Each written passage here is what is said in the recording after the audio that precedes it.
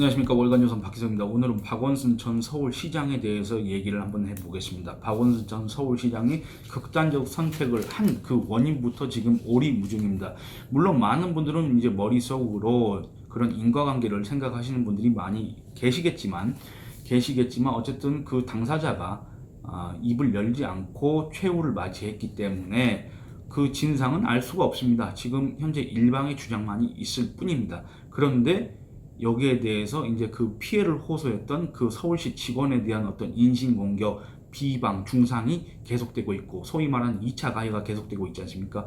이것 때문에 지금 시끄럽고, 두 번째는 그렇게 숨진 박원순 전 서울시장의 장례식을 갖다가 서울시의 세금으로 치렀지 않습니까? 어제 끝났습니다만, 어쨌든 과연 이게 적절한가, 적당한 것인가, 과연 이게 정말 합리적인, 적절한 세금 운영인가, 여기에 대해서 의문을 제기하는 분들이 많이 계실 겁니다. 그래서 유튜브 채널인 가로세로 연구소 측에서 여기에 대한 가처분 신청을 했는데 법원이 이를 두 차례에 걸쳐서 각하를 했습니다. 서울시가 주장하는 건 뭐냐, 지금 현재 행정일부시장 권한대행 체제입니다. 이 서울시가 박원순 장례식을 갖다가 서울특별시장으로 사상 초유의 서울특별시장으로 치르기로 결정을 했습니다. 그 근거는 이 정부 의전 편람이라고 공공기관에서 이렇게 행사 있지 않습니까? 이 행사에 관한 매뉴얼을 행정안전부에서 낸 바 있습니다. 거기에 근거해서 했는데 과연 이게 그 법령에 근거한 것인가? 그런 의문이 듭니다. 왜냐하면 모든 공공기관의 공무원들, 공공기관 종사자들은 자기의 모든 행위가 다 법령에 근거해야 합니다. 그래서 이 공문 같은 걸 작성할 때도 뭐 무슨 법, 몇 조, 몇 항에 이거 뭐 해가지고 그렇게 하지 않습니까?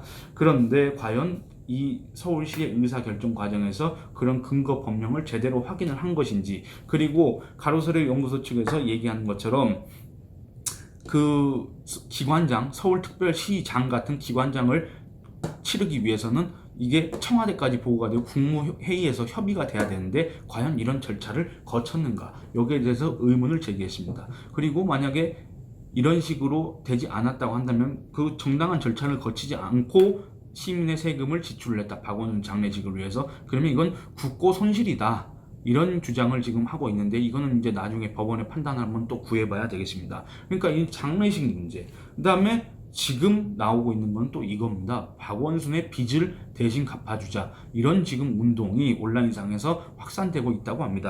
그러니까 여러분들 잘 아시는 것처럼 박원순 전 서울시장은 2011년 10월 26일 서울시장 보궐선거를 통해서 서울시장에 당선이 됐고, 그 이듬해 물론 이 선거 기간에도 박원순 시장 재산과 관련해서는 많은 의혹이 제기됐습니다. 특히 박원순 시장이 서울시 방배동 몇 평짜리인지 제가 지금 정확히 기억하진 않지만 보증금 1억에 250만 원을 주고 그 아파트에 굳이 살고 있는 이유가 뭐냐, 이것부터 시작해서 그 박원순 전 서울시장의 어떤 이런 행태, 소비 행태, 재산, 이런 거에 대해서 많은 의혹이 제기가 된 바 있습니다. 그리고 박원순 전 서울시장이 서울시정을 맡고 나서 2012년 재산 신고를 한 걸 봤더니 순자산이 마이너스 3억 1천만 원이었습니다. 마이너스. 그러니까 마이너스 3억 1천만 원일 정도로 돈이 없는 사람이 왜 방배동 아파트에서 살고 있었느냐, 이런 지적이 많이 있었습니다. 근데 박원순 시장은 그 이후에 지금까지 서울시장 3선을 했습니다. 기간으로 따지면 8년 8개월 동안 재직을 했습니다. 그런데 올해 3월 달에 고위공직자 재산 변동 내역을 봤더니 박원순 전 당시 서울시장이 신고한 순자산이 얼마였느냐 하면은 6억 9,100만 원. 여기 앞에 하나 빠졌습니다. 마이너스입니다. 마이너스 6억 9,100만 원입니다. 그러니까 서울시장으로 있을 동안에 빚만 3억 8천이 늘었다, 그런 얘기가 되는 겁니다. 근데 여러분들 2012년도 재산 내역, 공개된 재산 내역은 그 기준일이 2011년 12월 31일입니다. 그리고 올해 3월에 공개된 재산 내역 기준일은 2019년 12월 31일입니다. 그러니까 이게 8년입니다. 8년. 재직 기간은 8년 8개월이었지만 이 재산과 관련된 그 기간은 8년이었고 그 8년 동안에 3억 8천이 늘었다는 겁니다. 그러면 도대체 박원순 전 서울시장은 서울시장으로 8년 동안 일하면서 무급으로 일을 했느냐? 그건 아닙니다. 서울시장 제가 알고 있건 연봉이 한 1억 3천 내지 1억 4천 정도 되는 걸로 알고 있습니다. 그런데 취임 초반에는 한 1억 조금 넘은 걸로 알고 있는데 계산하기 편하게 그냥 연봉이 1억이었다고 8년 동안 1억이었다고 가정을 해보면은 박원순 전 서울시장은 8년 동안 서울시장으로 있으면서 급여를 총 8억 원을 받았습니다. 8억 원을 받았는데 빚만 3억 8천이 늘었다. 물론 이 8억 안에는 각종 세금, 뭐 공제금 뭐 이런 거 있지 않습니까? 뭐 4대 보험 뭐 이런 거 다 포함되고 뭐 사내 공제도 있을 거고 뭐 이런 거 있겠지만 근데 세전 수입으로 봤을 때 8억을 벌었는데 빚이 3억 8천이 늘어났으니까 그 8년 동안 총 박원순 당시 서울시장은 11억 8천만 원을 쓴 셈입니다. 11억 8천만 원.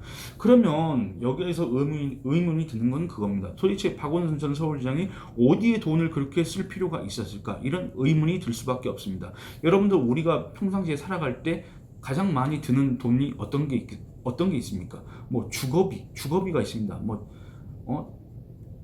주택담보대출이나 전세대출을 받았다면 그 이자, 원리금까지 내야 되고 그 다음에 월세를 산다면 월세를 내야 됩니다. 이게 가장 큽니다. 덩어리가. 그리고 식비, 그 다음에 교육비, 그 다음에 이 주거비 안에는 또 가스요금, 전기요금, 뭐 상하수도요금 이런 것들이 들어가지 않습니까? 뭐 관리비 들어가지 않습니까?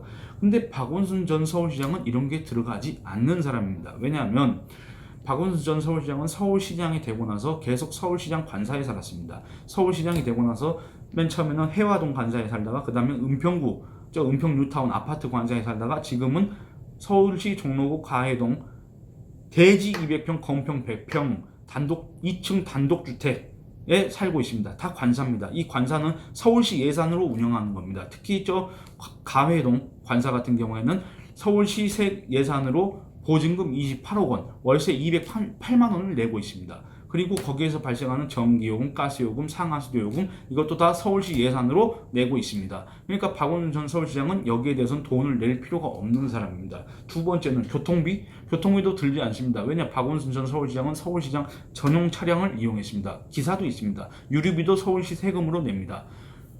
그럼 교육비가 들 수가 없는 게 지금 박다인 씨가 1983년생, 박주신 씨가 1985년생인가 6년생인가 그렇습니다.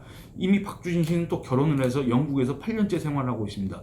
교육비가 들 일이 없지 않습니까? 그리고 뭐 주택담보대출이 없기 때문에 원리금 상환할 일도 없고 그렇습니다. 그러면 박원순 전 서울시장이 연봉을 1억씩 받았다고 한다면 기존에 빚을 냈던 3억 이 1천만 원을 갖다가 갚았으면 되는 일인데 이거를 갚았는지 안 갚았는지 모르겠지만 오히려 그 8년 동안 8억을 소득을 올리면서 빚은 또 3억 8천이 늘었다. 이게 솔직히 좀 이해가 되지 않는 부분이 있다 그겁니다.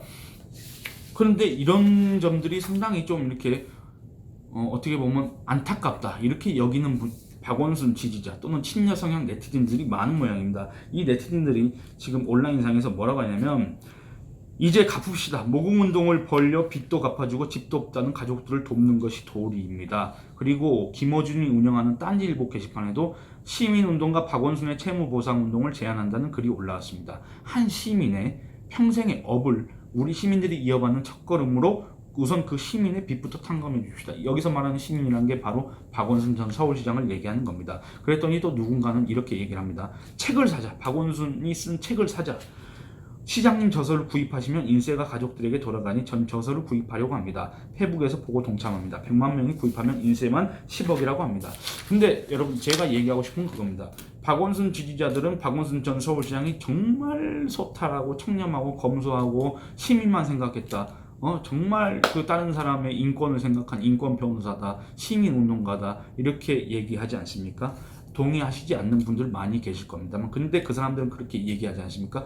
그러면 그 사람들이 해야 될 거는 박원순 전 시장이 개인적으로 진 채무 이거를 갚기 위해서 노력하는 게 아니라 박원순 전 서울시장이 평상시에 강조했던 그걸 갖다가 실현하는데 앞장서야 되는 게 그 지지자로서 당연한 거 아니겠습니까? 그러면 지금 이 사건과 관련해서 박원순 전 서울시장이 뭐라고 했습니까? 박원순 전 서울시장은 기본적으로 자기는 페미니스트라고 했습니다. 페미니스트. 그리고 미투 폭로 그런 것들이 한참 벌어졌을 때 박원순 전 서울시장은 피해자의 편에 서야 된다. 그 무엇보다도 중요한 게 피해자의 증언이다. 뭐 이런 식으로 주장도 했고 그 다음에 그 미투 폭로를 했던 심석희 선수를 서울시청으로 데리고 오면서 또 영웅이다 이렇게 얘기를 했습니다. 그리고 미투 폭로한 사람들을 또 영웅이라고 이렇게 칭송을 했습니다.